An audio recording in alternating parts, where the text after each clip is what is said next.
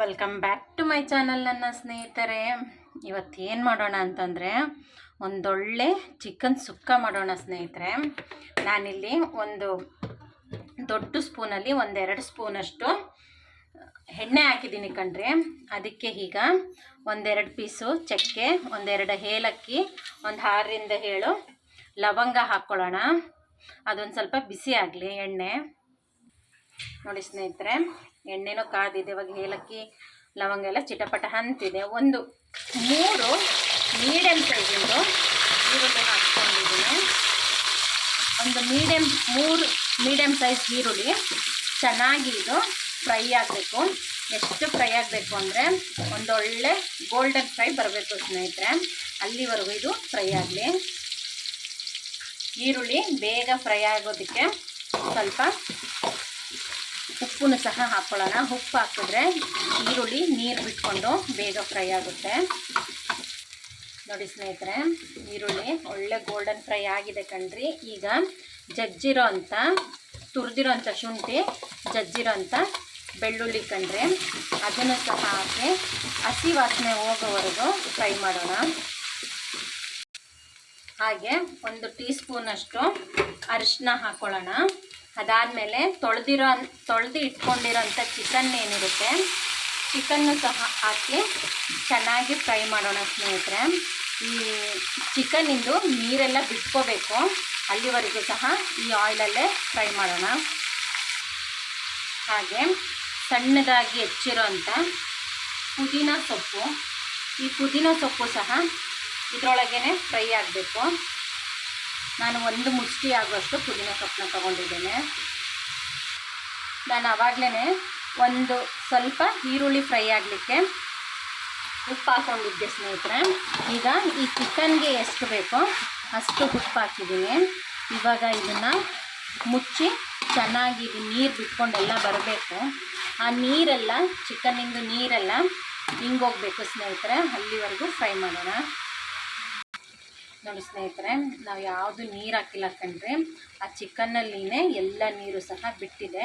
ಈ ನೀರೆಲ್ಲ full dry ಆಗಬೇಕು. ನೋಡಿ ಸ್ನೇಹಿತರೆ, ಎಣ್ಣೆ ತೇರ್ಕೊಂಡು ಬಂದಿದೆ. ಈಗ ಇದು ನೀರೆಲ್ಲ ಚಿಕನಲ್ಲಿ ಸುಂಡಿದೆ ಕಣ್ರಿ. ಈಗ 2 ಮೀಡಿಯಮ್ ಸೈಜಲ್ಲ ದೊಡ್ಡದು 2 ಟೊಮೊಟೊನ ಸಣ್ಣಕ್ಕೆ ಹೆಚ್ಕೊಂಡಿದ್ದೀನಿ. ಹೆಚ್ಕೊಂಡು ಒಂದೊಳ್ಳೆ ಮಿಕ್ಸ್ ಕೊಡೋಣ ಸ್ನೇಹಿತರೆ.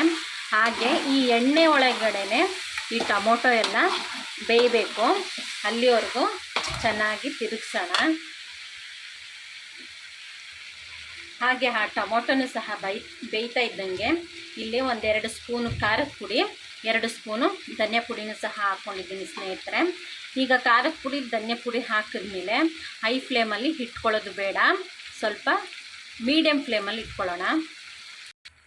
ನಾನು ಒಣ ಮಸಾಲೆ ಹಾಕಿದ ತಕ್ಷಣ ಮೀಡಿಯಮ್ ಫ್ಲೇಮಲ್ಲಿ ಏನಕ್ಕೆ ಇಟ್ಕೋಬೇಕು ಅಂತ ಹೇಳಿದ್ದು ಅಂದರೆ, ಹೈ ಫ್ಲೇಮಲ್ಲಿತ್ತು ಅಂದರೆ ತಳ ಎಲ್ಲ ಹಿಡಿಯುತ್ತೆ ಮತ್ತು ಮಸಾಲೆನೂ ಸಹ ಸಿಗುತ್ತೆ ಸ್ನೇಹಿತರೆ. ಅದಕ್ಕೋಸ್ಕರ ಈಗ ಒಂದು ಲೋಟದಲ್ಲಿ ಒಂದು 1/4 ಲೀಟ್ರಷ್ಟು ನೀರು ಹಾಕ್ಕೊಳ್ಳೋಣ. ನೀರು ಹಾಕ್ಕೊಂಡು ಈ ನೀರಲ್ಲೇ ಇದೆಲ್ಲ ಚೆನ್ನಾಗಿ ಬೇಯಬೇಕು ಚಿಕನ್ನು. ಅಲ್ಲಿವರೆಗೂ ಒಂದು ಒಳ್ಳೆ ಮಿಕ್ಸ್ ಕೊಟ್ಟು ಮುಚ್ಚಿ ಒಂದು 10 ನಿಮಿಷ ಬೇಯಿಸೋಣ. ಮತ್ತೆ ನಾವಿವಾಗ ಹೈ ಫ್ಲೇಮ್ ಇಟ್ಕೊಳ್ಳೋಣ ಸ್ನೇಹಿತರೆ. ಈ ಸ್ಟೇಜಲ್ಲಿ ನೀವು ಉಪ್ಪು ಖಾರನೆಲ್ಲ ನೋಡಿ ಹಾಕ್ಕೊಳ್ಳಿ ಸ್ನೇಹಿತರೆ.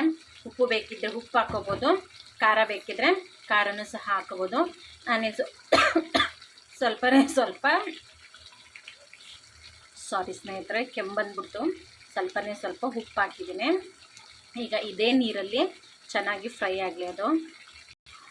ಹಾಗೆ ಅದು ಫ್ರೈ ಆಗ್ತಿದ್ದಂಗೆ ಸ್ನೇಹಿತರೆ, ಇಲ್ಲಿ ಸ್ವಲ್ಪ ಕಸೂರಿ ಮೇಥಿ ಕಣ್ರಿ, ಹೀಗೆ ಕೈಯಲ್ಲಿ ಹೊಸಕಿ ಹೀಗೆ ಹಾಕ್ಬಿಡಿ.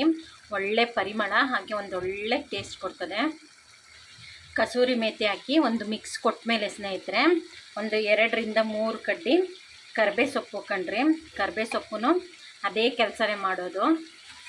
ನೀವು ಈ ಚಿಕನ್ ಸುಕ್ಕ ತಿನ್ನಬೇಕಾದ್ರೆ ಒಂದು ಒಳ್ಳೆ ರೆಸ್ಟೋರೆಂಟ್ ಫೀಲ್ನೇ ಕೊಡುತ್ತೆ ಸ್ನೇಹಿತರೆ.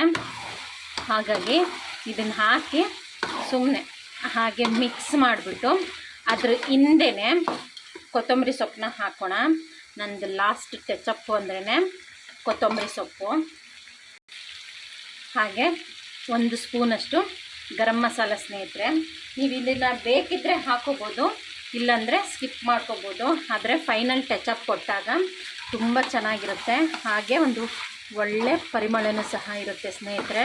ಇನ್ನೇನು ಇದು ಆಯಿತು, ಒಂದು ಮಿಕ್ಸ್ ಕೊಟ್ಟು ಒಂದು 2-3 ನಿಮಿಷ ಅಷ್ಟೇ ಹೀಗೆ ಟಾಸ್ ಮಾಡಿಬಿಟ್ಟು ಮಾಡಿದ್ರೆ ಆಯಿತು ಸ್ನೇಹಿತರೆ. ಒಂದು 2 ನಿಮಿಷ ಹೀಗಿರಲಿ, ಆಮೇಲೆ ಸರ್ವ್ ಮಾಡ್ಕೊಳ್ಳೋಣ. ನೋಡಿದ್ರಲ್ಲ ಸ್ನೇಹಿತರೆ, ಚಿಕನ್ ಸುಕ್ಕ ಕಣ್ರಿ. ಇದು ಒಂದೊಳ್ಳೆ ರಸಕ್ಕೆ, ಒಂದೊಳ್ಳೆ ಮೊಸರು ಅನ್ನಕ್ಕೂ ಒಳ್ಳೆ ಕಾಂಬಿನೇಷನು. ಹಾಗೆ ದಾಲ್ ರೈಸು, ಗೀ ರೈಸು, ಮಾಮೂಲಿ ಬರೀ ಅನ್ನಕ್ಕೂ ಸಹ ಚೆನ್ನಾಗಿರುತ್ತೆ ಸ್ನೇಹಿತರೆ ಕಾಂಬಿನೇಷನ್ನು. ಹಾಗೆ ಈ ಕರ್ಬೇ ಸೊಪ್ಪು ಹಾಕಿದ ತಕ್ಷಣ ಒಂದು 5 ಸ್ಟಾರ್ ಲೆವೆಲ್ಲಿಂದ ಒಂದು ಫೀಲೇ ಬೇರೆ ಸ್ನೇಹಿತರೆ. ಇದನ್ನು ನೀವು ಟ್ರೈ ಮಾಡಿದ್ರೆ ಆ ಫೀಲ್ ನಿಮಗೆ ಗೊತ್ತಾಗ್ತದೆ. ಹಾಗೆ ನನ್ನ ಸಬ್ಸ್ಕ್ರೈಬರ್ಸ್ ಎಲ್ಲ ಕೆಲವೊಂದು ನೋಟಿಫಿಕೇಷನ್ ಎಲ್ಲ ಬರ್ತಾ ಇಲ್ಲ ಅಂತ ಹೇಳ್ತಾ ಇದ್ದಾರೆ. ಹೊಸದಾಗಿ ನೋಡ್ತಾ ಇರೋರು ಸಬ್ಸ್ಕ್ರೈಬ್ ಮಾಡ್ಕೊಂಡಾದಮೇಲೆ ಆಲ್ ಅನ್ನೋ ಆಪ್ಷನ್ ಬರುತ್ತೆ ಸ್ನೇಹಿತರೆ. ಆ ಆಲ್ ಅನ್ನೋ ಆಪ್ಷನ್ನ ಓಕೆ ಮಾಡ್ಕೊಳ್ಳಿ. ಆಮೇಲೆ ನಂದೆಲ್ಲ ವೀಡಿಯೋಸು ನಿಮಗೆ ನೋಟಿಫಿಕೇಷನ್ ಬರುತ್ತೆ.